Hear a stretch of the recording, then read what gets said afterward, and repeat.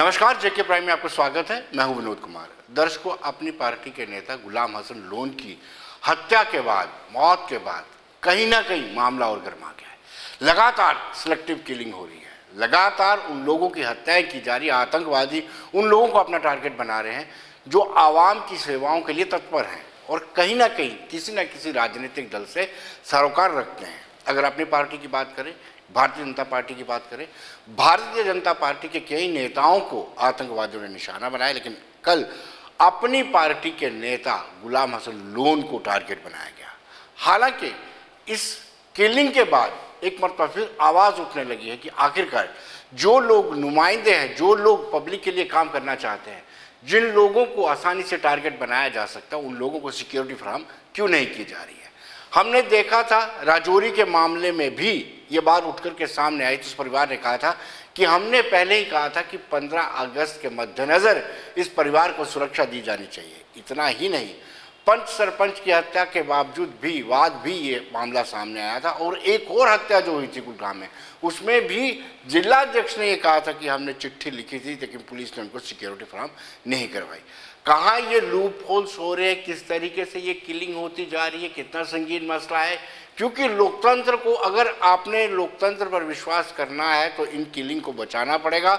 अगर इसी तरह से किलिंग होती रही तो कहीं ना कहीं दिक्कतें और बढ़ जाएंगी और जो डेमोक्रेसी प्रोसेस है, डेमोक्रेटिक प्रोसेस है, उस पर इसका सीधा असर पड़ेगा। परिवार वाले कहते हैं कि पास में आर्मी कैंप था, सिक्योरिटी भी पूरी थी, किलिंग हुई है तो इसकी जांच होनी चाहिए।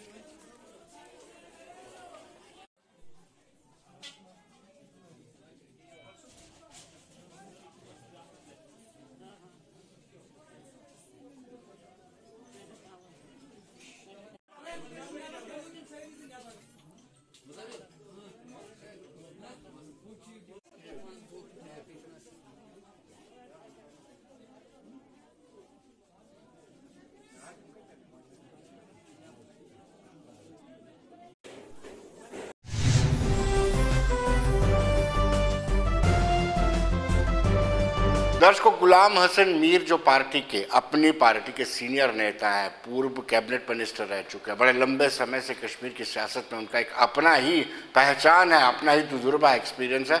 उनका भी ये कहना है कि ये डेलिबरेटली अटेम्प्ट है। आतंकवादी बौखलाहट का कारण यह है कि लोग डेमोक्रेसी में फेथ करते हैं, अपनी पार्टी के लोग पब्लिक के बीच में जा रहे हैं, पब्लिक की समस्याओं का निवारण कर रहे हैं, जिसके चलते आतंकवादी डरे हुए हैं।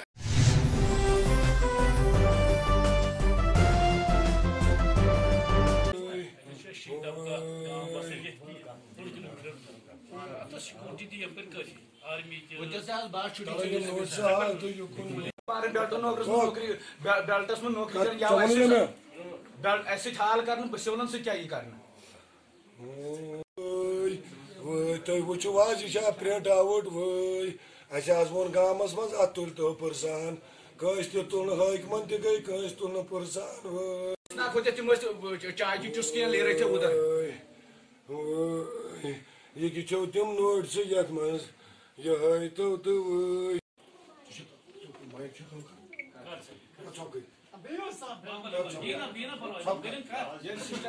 जो ये खून खराबा हो रहा है, सिविल किलिंग्स हो रही है, नहते लोग हैं, इन पर गोलियां चलाना ये बिल्कुल गलत बात है। जितनी भी इसकी कंडेमनेशन की जाए, कंडेमनेशन करनी है।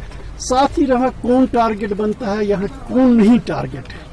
हर जगह आप देखेंगे यहाँ गोली चली इस अपने साथी पे, यहाँ हर कोई उसके किरदार की, उसके लोगों की खिदमत की बातें करता है। शायद ही किसी को खटकता है कि यहाँ कोई बंदा ऐसा न निकले जो लोगों की खिदमत करे, जो लोगों का सहारा बनने की कोशिश करे।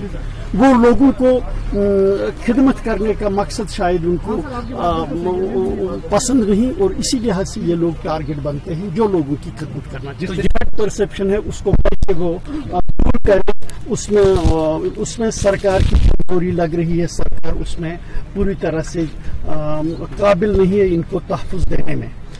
लेकिन साथ ही मेरा उनसे जो पॉलिटिकल वर्कर्स को टारगेट बनाते हैं, क्या है वो भी एक आइडियोलॉजी लेके ही, इधर का पॉलिटिकल वर्कर भी एक आइडियोलॉजी लेकर है। आइडियोलॉजी को गन और वायलेंस से दबाया नहीं जा सकता है। कितने भी दबाए उभर के आ जाएंगे, कोई दबने वाला नहीं है।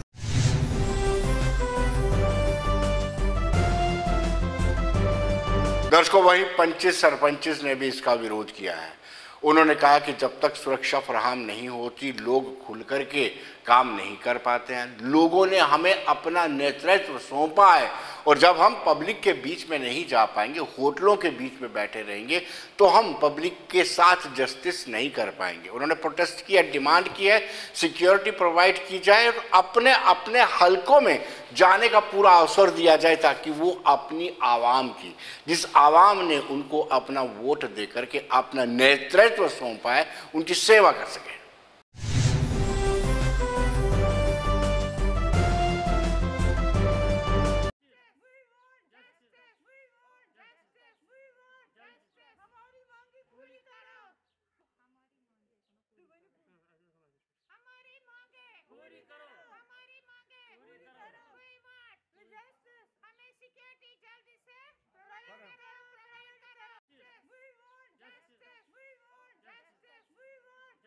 हम यहाँ सब इकट्ठे इसलिए हुए हैं, कल जो किलिंग हुई है तो उसको भी सिक्योरिटी प्रोवाइड नहीं की। हमारा मुद्दा और मकसद है सिक्योरिटी प्रोवाइड करना।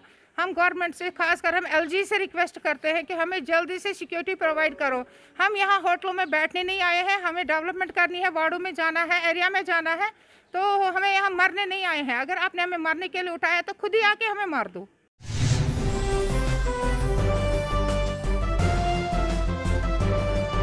दर्शकों, विक्रम मल्होत्रा जो अपनी पार्टी से ताल्लुक़ रखता है, उनसे भी हमने बातचीत की और उनका भी कहना है कि ये कहीं ना कहीं ये बौखलाहट की एक निशानी है। जो डेमोक्रेसी के अगेंस्ट लोग हैं वो ऐसा कर रहे हैं, जो आतंकी संगठन है वो नहीं चाहते कि लोग लोकतंत्र में फेथ करें।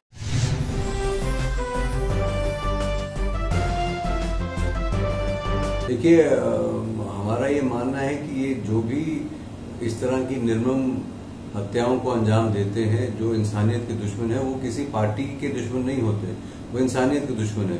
और जो भी आवाजें आज जम्मू कश्मीर में बुलंद हो रही हैं, जो ये कह रही हैं कि यहाँ चुनाव होने चाहिए, जो चाहती हैं कि यहाँ चुनी हुई सरकार हो और हालात सामान्य हो, उनके जो विरोधी हैं वो इस किस्म के कदम उठा रहे हैं और वो बौखलाहट में आके ये इस तरह की जो निर्मम हत्याएं हैं उनको अंजाम दे रहे हैं। हम देख रहे हैं कि पिछले कुछ दिनों से मिलिटेंसी में भी कहीं ना कहीं एक बढ़ावा आया है और उस बढ़ावे का कारण भी मुझे लगता है यही है कि जो बॉर्डर पार से भी जो ताकतें हैं, जो पाकिस्तान में बैठी ताकतें, जो नहीं चाहते कि जम्मू कश्मीर अमन के रास्ते पे चले, यहाँ खुशहाली हो और यहाँ के लोग एक साधारण जीवन व्यतीत कर सके, वो जो दुश्मन है वो किसी पार्टी के दुश्मन नहीं होते, वो उन ताकतों के दुश्मन होते हैं जो राष्ट्रवादी ताकतें होती हैं, जो ताकतें देश के साथ चलने वाली होती है, जो ताकतें गलत पॉलिटिक्स न करके सीधा रास्ता लोगों को दिखाने की कोशिश करती है।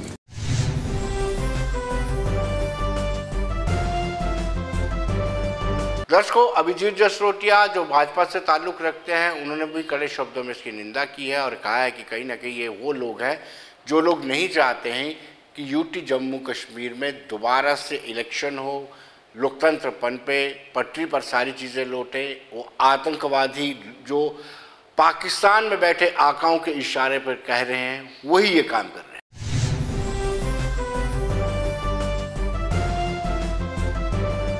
क्योंकि 5 अगस्त 2019 के उस ऐतिहासिक दिन के बाद जिस तरह से कमर तोड़ी गई है टेररिज्म की, जिस तरह से चुन चुन कर इनके मेन जो भी कमांडर्स हैं उनको मारा जा रहा है, उससे फ्रस्ट्रेशन इनमें तो है ही है और पाकिस्तान में बहुत बड़ी बौखलाहट है।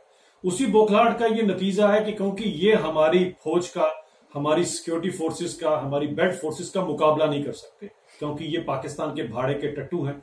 इसीलिए वो जो है इन निहत्थे लोगों के ऊपर, इन मासूम लोगों के ऊपर अटैक करते हैं और मौका देखकर इनको जो है घात लगाकर इन पे हमला करते हैं। नहीं, ऐसी बात नहीं है। आप देख लीजिए, इस बारी जो 15 अगस्त का दिन रहा वो एक ऐतिहासिक दिन रहा। दशकों के बाद वहां पर ना तो किसी तरह की कोई इंटरनेट की पाबंदी थी, ना ही किसी तरह का कोई कर्फ्यू वगैरह लगाया गया था। सब कुछ ओपन था, सब आम लोग बाहर थे। और जहां तक ये बात आती है, इसमें आम लोगों का थोड़ा ना कुछ लेना देना, ये तो टेररिस्ट हैं जो मौका देखकर ये सारी की सारी एक्टिविटीज कर रहे हैं, क्योंकि उनको दिख रहा है कि आज आप देखिए कश्मीर के हर एक हिस्से में जो है वो तिरंगा लहरा रहा है। और ये तिरंगा किनको पसंद नहीं है? या पाकिस्तान को पसंद नहीं है, या पाकिस्तान के जो यहाँ पर भाड़े के टट्टू हैं उनको पसंद नहीं है, या पाकिस्तान की स्पॉन्सर्ड पॉलिटिकल पार्टीज हैं उनको पसंद नहीं है, सेपरेटिस्ट को। बाकी तो इन सबके जो दोहरे मापदंड हैं, इनकी जो असलियत है वो तो आज सबके सामने आ रही है। अभी कुछ दिन पहले आप देख लीजिए हुर्रियत के कितने बड़े बड़े इनके लीडर पकड़े जा रहे हैं, और पकड़े इसलिए जा रहे हैं कि पाकिस्तान की भी एमबीबीएस की सीटें उन्होंने बेच दी और पैसे अपनी जेब में डाल लिए, और कुछ पैसे उन्होंने टेररिज्म में लगा दिए।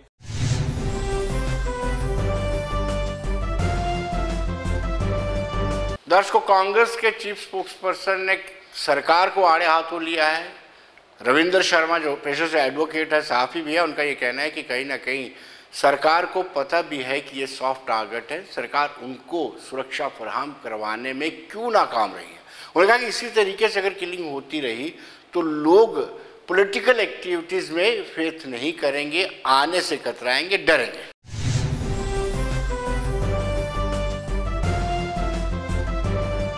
देखिए, सरकार विफल है। गृह मंत्रालय के अंदर है जम्मू कश्मीर यूटी। अब 2 साल से ज्यादा जम्मू कश्मीर एक यूटी है, यूनियन टेरिटरी जो है होम मिनिस्ट्री के डायरेक्ट कंट्रोल में होती है। बड़े बड़े दावे किया करते थे भारतीय जनता पार्टी के, जब हमारी सरकार आएगी सरकार के फौज के हाथ खुले कर देंगे और आतंकवादियों का सफाया होगा। 7 साल से सफाया नहीं, आतंकवादियों की गतिविधियों में बढ़ोतरी हुई है, आतंकवादियों की संख्या में बढ़ोतरी हुई है।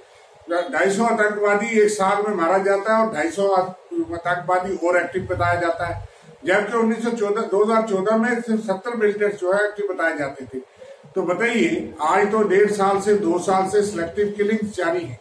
26 नवंबर 2019 से लेकर के पॉलिटिकल वर्कर्स कम से कम 3 दर्जन जो है पॉलिटिकल पार्टीज के वर्कर्स को मारे गए, जिसमें कांग्रेस पार्टी के भी हैं। सबसे पहली जो है वो हत्या हमारे ब्लॉक प्रेसिडेंट की हुई थी और अनंतनाग जिले में ही हुई थी, और उसके बाद जो है वो अजय भारती की हुई काकपुरा, और उसके बाद जो है वो राकेश पंता माइनॉरिटीज की किलिंग भी हुई। कृष्णा ढाबा जो कि 30 साल से वहां किसी ने नहीं छेड़ा था, उसके बेटे की भी हत्या हुई। सतपाल सराफ जो वहां पे 40 साल से दुकान करते थे, उनकी हत्या भी हुई। और सरकार के दावे खोखले देश भर और दुनिया को दिखाने के लिए अपनी जगह है।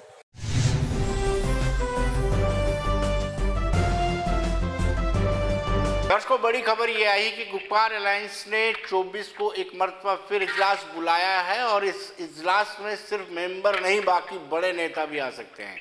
यानी 370 की वापसी, 35A की वापसी को लेकर के जो जद्दोजहद गुप्कार अलायंस ने, पीएचडी ने शुरू की है, उसमें एक मरतबा फिर ये सदस्य सक्रिय होते जा रहे हैं। हमारे साथ सीधे हमारे सीनियर सहयोगी, सीनियर न्यूज एडिटर हिलाल खंजूरी जुड़ चुके हैं। हिलाल, हमें ये बताइए, अभी ये फैसला लिया गया है, क्या कहेंगे आप? बिल्कुल विनोद जी, आज पीएचडी की जानब से जो डिसीजन लिया गया है, हालांकि ये पहले से ही तय था कि 24 तारीख को ये गुप्कार अलायंस पर गुप्कार डिक्लेरेशन की मीटिंग होगी, लेकिन ये कोई नहीं जानता था कि ये मीटिंग जो होगी ये एक कन्वेंशन टाइप की होगी। यानी इसमें न सिर्फ पीएचडी के मेंबरान होंगे बल्कि मुख्तलिफ पार्टियों के जो सीनियर मोस्ट अफराद है या लीडर है उन्हें भी मदऊ किया गया है, और हर किसी पार्टी से कहा गया है कि अपने सीनियर मोस्ट जो लीडर है उन्हें यहाँ पर बुलाए, और जो जम्मू कश्मीर की मौजूदा सूरत हाल है, खासतौर पर जो सियासी सूरत हाल है, सिक्योरिटी सूरत हाल है, इन सर्कमस्टेंसेस में किस तरह का रुझान रहना चाहिए, क्या कुछ करना चाहिए, उस पर गुप्तशरीद होगी, और हर किसी पार्टी से, हर किसी लीडर से उनकी राय जो है जानने की कोशिश की जाएगी। तो इस तरह से आज तक जितनी भी पीएचडी की मीटिंग्स हुई हैं, उनसे ये वाली मीटिंग जो 24 अगस्त को होने वाली है, ये किसी हद तक, यहाँ तक कि बहुत हद तक डिफरेंट होगी। हिलाल, क्यों, कैसा लगता है आपको, क्यों ये अलग से की जा रही है? क्यों का इसका स्वरूप, इस मीटिंग का स्वरूप भी अलग से होगा? जब और भी बड़े नेताओं को बुलाया जाएगा, कन्वेंशन का रूप दिया जाएगा, क्या लगता है आपको, क्या सोचा है? देखिए विनोद जी, जैसा कि हाल ही में 15 अगस्त की तकरीब में लाल किले की फसील से जिस तरह से वज़ीर-ए-आज़म ने जम्मू कश्मीर से मुतल्लिक या यहाँ इंतखाबात कराने के हवाले से एक प्रोसेस शुरू करने की बात कही है, और कहा कि इस हवाले से बाज़ाब्ता काम अब जो है शुरू हो चुका है। माना जा रहा है कि उसी पस मंजर में ये मीटिंग बुलाई गई है, क्योंकि ग्राउंड लेवल पर जब हम देखेंगे तो अब पार्टी लीडरान को काफी मेहनत करनी होगी, और जो अवामी रास्ता मुहिम है उसको भी बढ़ाना होगा, और पार्टी के लीडरान भी ये कोशिश करते हैं कि अब सभी जो पार्टी के मेंबरान है उन्हें भी इस ग्रुप में शामिल किया जाए। बल्कि इतना ही नहीं, जो लाल किले की तस्वीर से इशारा दिया गया या हम कहेंगे कि वाज़ेह तौर पर कहा गया है कि अब इलेक्शन बहुत जल्द जम्मू कश्मीर के अंदर होंगे।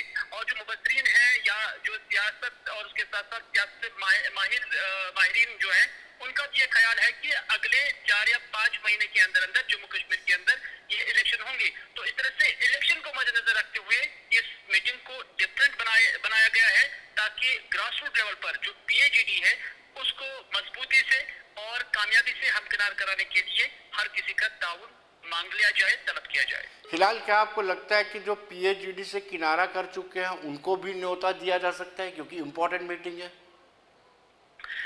देखिए, हम शायद ये एक्सपेक्ट कर रहे थे कि शायद उन्हें भी न्योता दिया जाएगा, लेकिन सज्जाद गनी लोन जो कि पहले से ही PAGD में थे और PAGD के मौजूदा मेंबरान को अभी भी इस हवाले से कोई ये यकीन नहीं है कि वो अलहदगी छोड़कर इस PAGD में शामिल हो जाएंगे, क्योंकि अपनी पार्टी हो या सज्जाद गनी लोन की पार्टी हो, तो PAGD के मेंबरान उन्हें समझते हैं कि ये दिल्ली के इशारों पे काम कर रहे हैं। तो इस तरह से वो उन्हें ना ही मदऊ करेंगे शायद जो अभी तक हमें नजर आया, और ना ही वो इससे मुनासिब समझते हैं कि उन्हें मीटिंग के अंदर मदऊ किया जाए। फिलहाल लगातार सिलेक्टिव किलिंग हो रही है और मुझे लगता है क्या इस पर डेमोक्रेटिक प्रोसेस पर भी इसका असर पड़ेगा? अब अपनी पार्टी के नेता गुलाम हसन लोन की हत्या कर दी गई है, कितना असर पड़ेगा इस पर, लोकतंत्र पर?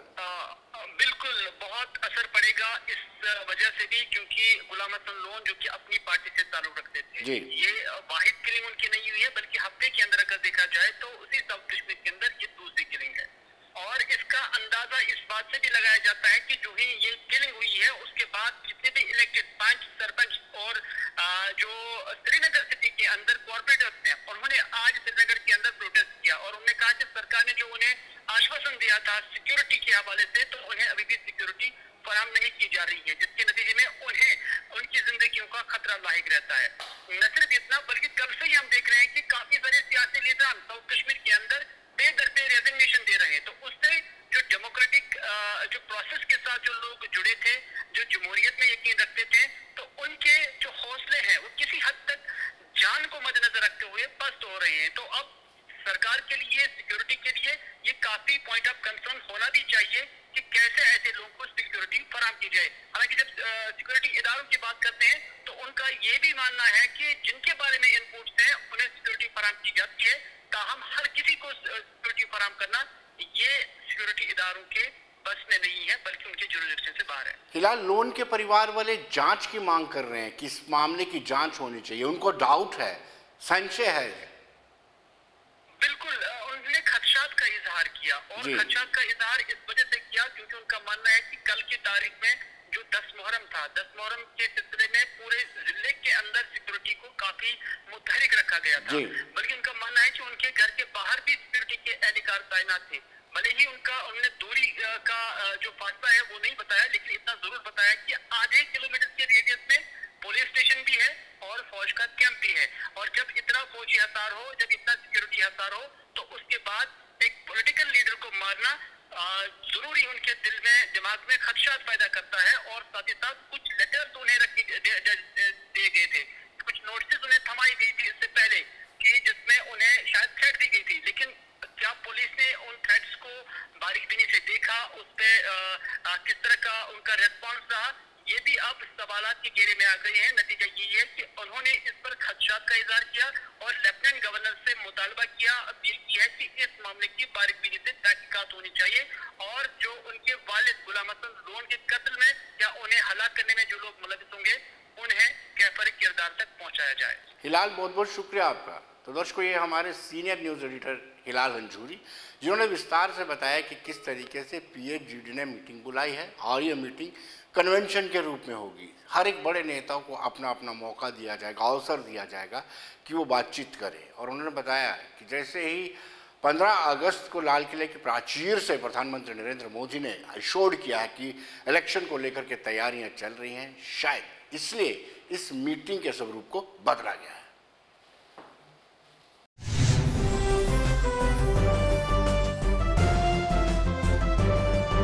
अब हम बात करेंगे जो भौगोलिक परिस्थितियों के साथ छेड़खानी करते हैं एक इंटेंशन के साथ, हम बात कर रहे हैं बनारस हिंदू यूनिवर्सिटी की असिस्टेंट प्रोफेसर की, जिसने ऑनलाइन स्टडीज के दौरान भारत के मानचित्र को, मैप में से कश्मीर को काट दिया, अरुणाचल प्रदेश को काट दिया। इसकी कड़े शब्दों में मजम्मत की गई और ख़ास तौर पर अखिल भारतीय विद्यार्थी परिषद की तरफ से देश भर में इसका विरोध किया गया, जम्मू में भी इसका विरोध किया गया। आइए देखते क्या कहना है।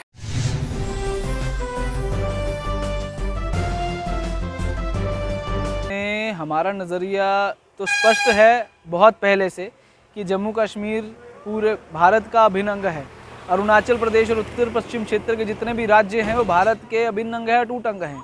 लेकिन इस प्रकार की मानसिकता, जो इस प्रकार के प्रोफेसर, जो सरकार भारत देश के लोगों का टैक्स पेयर्स का मनी खा रहे हैं, उनके द्वारा सैलरी ले रहे हैं और फिर भारत देश के लोगों के साथ ही गद्दारी कर रहे हैं। गद्दारी का नज़रिया ये है कि कश्मीर जो भारत का अभिन्न अंग है उसे भारत के मानचित्र से अलग कर दिया, उसे भारत के नक्शे से काट दिया और क्लास में वो शिक्षा बच्चों को दी जा रही है, विद्यार्थियों को वो शिक्षा दी जा रही है कि कश्मीर भारत का अंग नहीं है और कश्मीर जो है वो ज़बरदस्ती जो है वो भारत ने उसको अधिकृत किया हुआ, उसके ऊपर कब्जा किया हुआ। तो इस प्रकार की शिक्षा जो भी प्रोफेसर देते हैं उत्तर प्रदेश की सरकार के ऊपर, भारत के एक एक व्यक्ति को जो देशभक्त है उसे भरोसा है कि उत्तर प्रदेश का जो नेतृत्व है वो इस प्रकार के लोगों के मानसिकता को डील करने के लिए बिल्कुल सक्षम है। और हम उत्तर प्रदेश सरकार से आग्रह करते हैं कि जम्मू कश्मीर की ओर से, जम्मू कश्मीर के प्रत्येक नागरिक की ओर से इस प्रकार के प्रोफेसर जो भारत के भूगोल के साथ छेड़छाड़ करने का प्रयास करें, जिसके लिए एक एक सैनिक जो है अपना खून का कतरा कतरा लगा देता है, ऐसे व्यक्तियों को प्रोफेसर रहने का कोई अधिकार नहीं है और ऐसे 2 कोड़ी के प्रोफेसरों को जो है तुरंत अपनी सर्विस से बर्खास्त करना। ये डायरेक्टली हमारे एक तरीके से स्ट्रक्चर को इफ़ेक्ट कर रहा है। इनफैक्ट इंडियन स्ट्रक्चर है जो हमारा कॉन्स्टिट्यूशन है, अगर वो एक चीज़ कहता है कि एक जो जगह है वो इस जगह का पार्ट है, कि कश्मीर हमेशा से इंडिया का पार्ट था, तो इसकी कड़े शब्दों में निंदा की जानी चाहिए। In fact it's very wrong on their part कि वो लोग ऐसा पढ़ा रहे हैं। Being a professor she must be literate enough to guide these kids so that इन लोगों को भी पता चले कि हमारी ज्योग्राफी कैसी है, हमारा स्ट्रक्चर कैसा है ज्योग्राफिकल। डेफिनेटली कार्रवाई होनी चाहिए इन पे। इनफैक्ट सेडिशन का आरोप लगाना चाहिए। इनफैक्ट इन पे धाराएं लगनी चाहिए इंडियन पेनल कोड की कि ये कैसे हमारे जो हमारा अपकमिंग फ्यूचर है, जो हमारे स्टूडेंट्स हैं यहाँ के, उनको कैसे भड़का रहे हैं।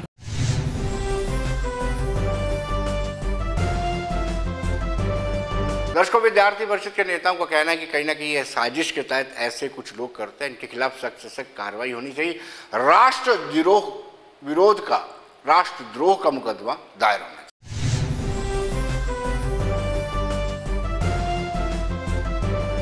ये जो घटना घटित हुई है ये महिला प्रोफेसर द्वारा, बहुत ही शर्मनाक घटना है जिसका मैं कड़ी शब्दों में निंदा करता हूं। और किसी भी प्रोफेसर द्वारा ये जो काम है ये कभी भी एक एक्सपेक्ट नहीं कर सकता विद्यार्थी जो उन्होंने ये काम किया है। तो मैं इस बात का अपनी कड़े शब्दों में निंदा करना चाहूँगा। और एक प्रोफेसर जब ये एक ऐसी हरकत करता है, उसकी मानसिकता सामने दर्शाती है कि वह किस लेवल से और कहाँ से उठकर आया और क्या अपने बच्चों में जो है वो शिक्षा देना चाहता है। तो विद्यार्थी परिषद इस जो घटना का कड़े शब्दों में निंदा करती है और प्रोफेसर साहिबा से यही कहेंगे कि वह अपनी जो माफ़ीनामा जो है वह लिख कर दें और विद्यार्थी परिषद और अपने सभी बच्चों के आगे इस घटना का पूरा हस्तक्षेप, पूरी डिटेल में उनको सबको बताएं कि ये क्या है और क्यों बोला गया है और किस वजह से बोला गया है। कश्मीर का देखिए, ये जो कश्मीर है ये भारत का एक अटूट अंग है और जब भी किसी भारत के अटूट अंग पे चोट करने की कोशिश की जाएगी वह बर्दाश्त नहीं किया जाएगा और उसका कड़े शब्दों में उसकी जो है वो निंदा की जाएगी, चाहे वो विद्यार्थी परिषद हो या चाहे वो कोई भी प्रशासन का आदमी हो, वह ये कभी बर्दाश्त नहीं। काफ़ी तकरीबन 1-1.5 साल से पंचीज, सरपंचीज और बीडीसी मेंबर्स और अब पॉलिटिकल लोग जो हैं वो टारगेट किए जा रहे हैं। अभी हाल ही में रजौरी में छोटे बच्चे की जो है एक निर्मम हत्या हुई, तो सरकार को इसके ऊपर एक बड़ा सीरियस संज्ञान लेने की ज़रूरत है और सरकार को चाहिए कि उन लोगों को एनसर्कल करे जो लोग वाकई जो थ्रेट परसेप्शन जिनको है और सीरियसली इस तरफ ध्यान दे और उन लोगों को सिक्योरिटी प्रोवाइड की जानी चाहिए। तभी पॉलिटिकल एक एटमॉस्फेयर जो है वो जम्मू कश्मीर के अंदर बनेगा। नहीं तो ऐसे हालात के अंदर लोगों के अंदर जिसके अंदर दहशत जो है पॉलिटिकल सर्कल्स में पाई जा रही है, लोग खुलकर सामने नहीं आएंगे। तो सरकार को इसका देखिए, मैं किसी पर्टिकुलर पार्टी को नहीं कहता, जो भी लोग पॉलिटिकल एक्टिव हों, चाहे बीजेपी से हों चाहे दूसरी पार्टीज़ के हों, जो भी लोग पॉलिटिकल एक्टिव हैं जिनको थ्रेट परसेप्शन जैसा मैंने कहा जो जिनको वाकई थ्रेट परसेप्शन है, सरकार को चाहिए उनको बिना शर्त जो है वो सिक्योरिटी जो प्रोवाइड की जाए।